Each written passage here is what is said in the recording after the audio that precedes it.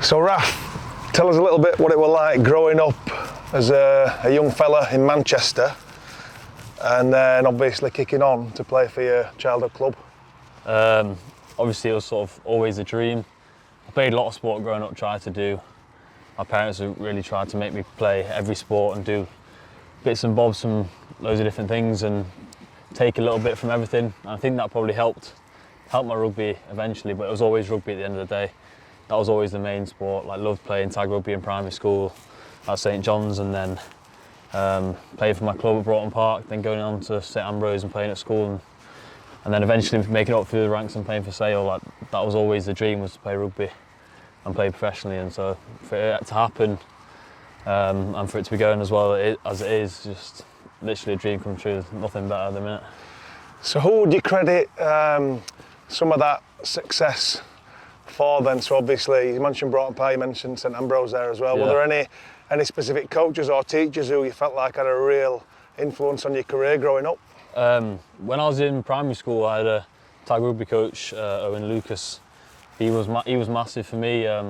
He sort of always believed in me, like let me play with the year sixes when I was in like year 3, and I went to different tournaments, played at Old Trafford, England-Argentina game, rugby game was there, played at half time in that. So he was really good with me. The coaches at Ambrose were all great, from Mr Murphy, Mr Howarth, Mr Handy, Mr Cutting. They all backed me a lot, let me play a year above and push myself. And I didn't want to go to like a rugby school when lads were getting scholarships and stuff. I didn't want to go down that route. I wanted to stay enjoying the rugby. It was serious, but not as serious as going to like a Sedbergh or a Quirke, because I could still sort of focus on my education and then still have fun with all my mates on the weekend playing rugby instead of it being like basically professional rugby already. Yeah. So I had loads of great coaches. My dad was massive at Broughton Park. Him and Mark Lloyd coached me all the way up to senior Colts. So I've had a lot of great coaches and people that have really led me in the right direction. Yeah. Because I mean, when I watch you train and I watch you play and getting to know you as well, I don't think I've met many lads, if any, who love the game as much as you do. Yeah. Like when you're out there, you're kicking the ball about, when you're training, you're zipping about, everything's 100 miles an hour and you've always got a massive smile on your face. And even in between the drills, you're kicking the ball about, you're kicking it up, you're passing. You just seem to love the sport more than anything. Where does that love come from, do you think? Were it always there, or was that influenced through the people in your life? I think it was probably always there. Like as I said before, I've played lots of sports, but rugby's always been the one I've enjoyed the most and I wanted to kick on with. And it's all that classic life. If you don't enjoy it, like, why are you doing it? My dad would always say to me, like, make sure you enjoy it, and it's what everyone really says, isn't it? Enjoy yourself. And obviously there's times when you don't. Like, I remember losing to La Rochelle last year. Like, I was in a bit of a sulk for probably about a week after that. But even like seeing Faf after that game, Faf was like still enjoying it, wanting to enjoy, like, have a bit of a party and stuff after that game. And he was like, because how often do you get to a quarter final of the European Cup? You need to enjoy every moment. So even though I might look like I'm enjoying it all the time, there's obviously some times when I'm not, but try and have a smile on my face and enjoy it as much as I can. Yeah, I agree. And then fast forward then, you made your debut with Sale, unbelievable debut season, and then that led you on to eventually, just recently, making your debut for England as well. So I think you openly stated in the press that was one of the greatest moments of your life. Just tell us a little bit about that and the build up to it, and then the feeling afterwards. Obviously going in, well, being selected in the first place for that training camp was massive, and I was injured actually at that stage. I didn't get to train. So I was, like, in my head I was thinking, I'm not going to be able to kick on because I'm not being able to try and impress the coaches or anything. And I just thought I'd got to get my head down and play well at Sale. Then managing to get picked for the autumn was just, like, again, bonkers. I was surprised, but like just ecstatic as well.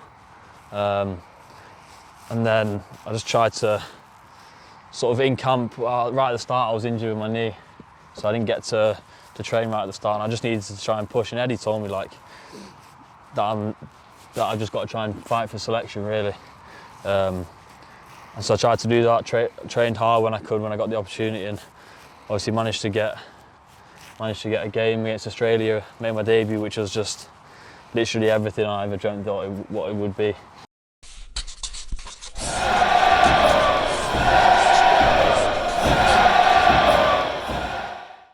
like full Twickenham, under the lights, like the atmosphere. The atmosphere for the Australia game was probably better because it was like at night and the light show after the national anthems, and I could literally see my grandparents were sat in the crowd right opposite where I was stood with Tom and Bevan next to me singing the national anthem. Yeah. I could literally see him at eye level, so it was just the best day and some of the best few weeks I've ever had in playing rugby. Yeah. Yeah. I'm getting goosebumps now, mate, just hearing you talk about it, how much it meant to you. It was there. crazy. So leading up to that series, we had a couple of conversations around how you were approaching that as well.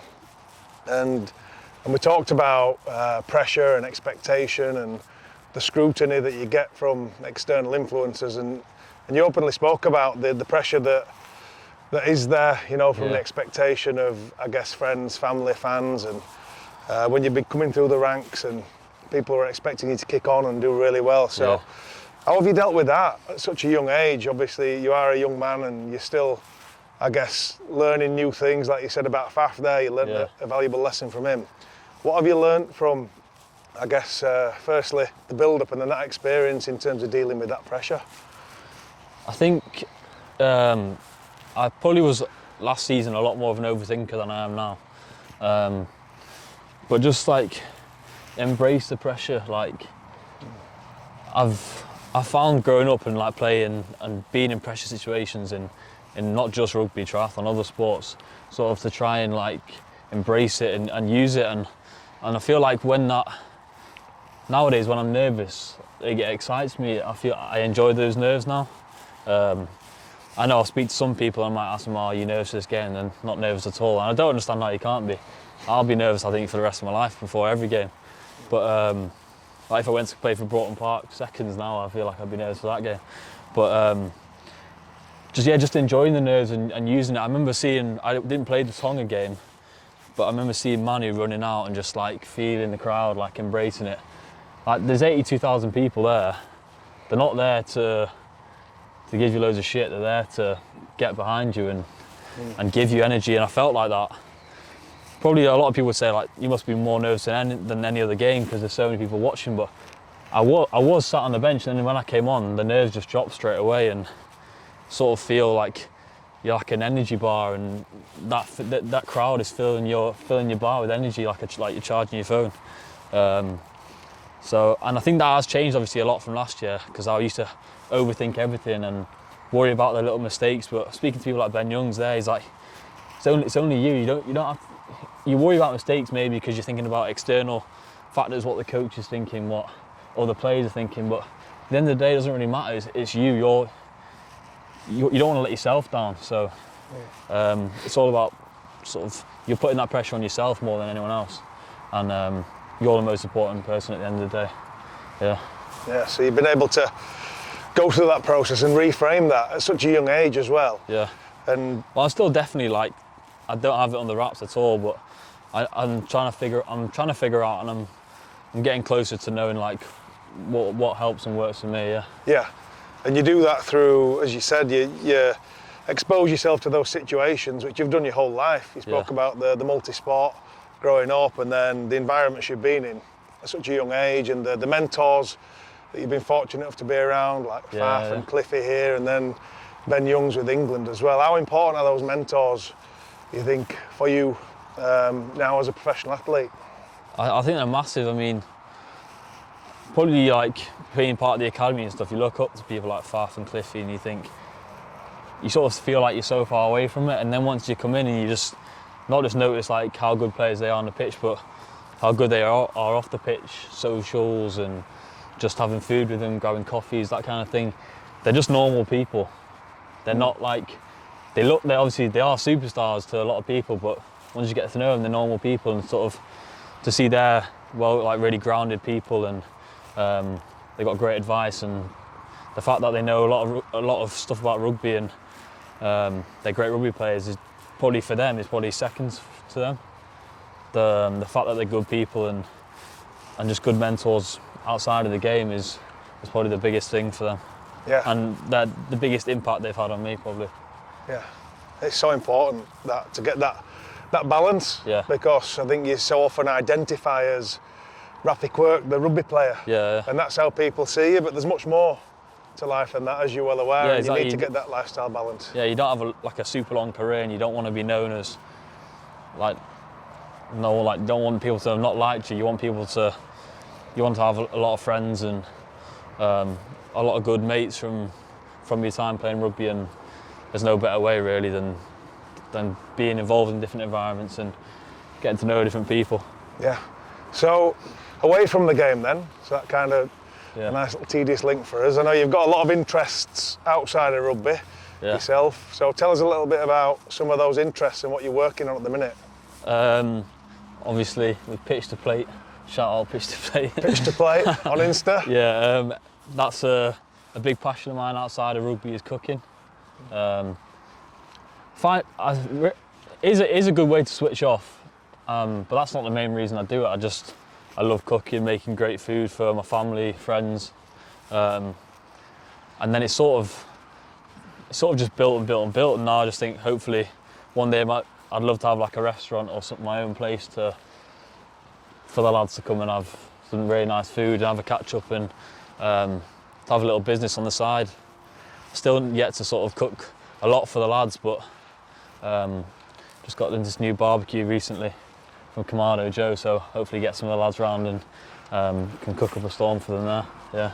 Brilliant. So it sounds like you've always been that way inclined then, so you've always been one of them sort of people who's always busy, always doing something, whether it's, like you said, you're into every sport growing up, and then now obviously a pro rugby player, which takes up so much time 24/7. Yeah.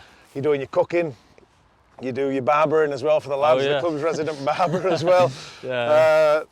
Where do you think that drive comes from, Raf? Is it like your parents very similar? You know, is it something that you've always been like as a young fella growing up? I think, yeah, probably like I've always been a very busy person. Like, I find it hard to sit still. I'm not like that type of person. So, obviously, some days when you're knackered after training, you need to just chill on the sofa and watch a film or something. But yeah, I feel like I'm a very busy person. And I can't sit still, and I like new challenges and that kind of thing. Like, exactly for the barbering thing, that was just in lockdown. I was like, what would be handy skills to learn. Always wanted to sort of see if I could do it. Picked it up, and then it's just another good skill to have, and getting better and better and better. And then I'm not saying I'm going to start a barbershop or anything, but if I can keep the lads looking good, feeling good and playing good, then it all sort of contributes. And yeah, just a busy person really, I suppose. Yeah, I think it's a great message for everyone out there that if you enjoy something and you're interested in it, then just go out and do it. Yeah. Go out and learn it. You've proven that at a young age. You've picked up barbering, you've picked up cooking to a high level, playing with England rugby, playing with Sale. You know, it's just, don't sit on your backside. You just go out there and get it, Yeah. Brilliant.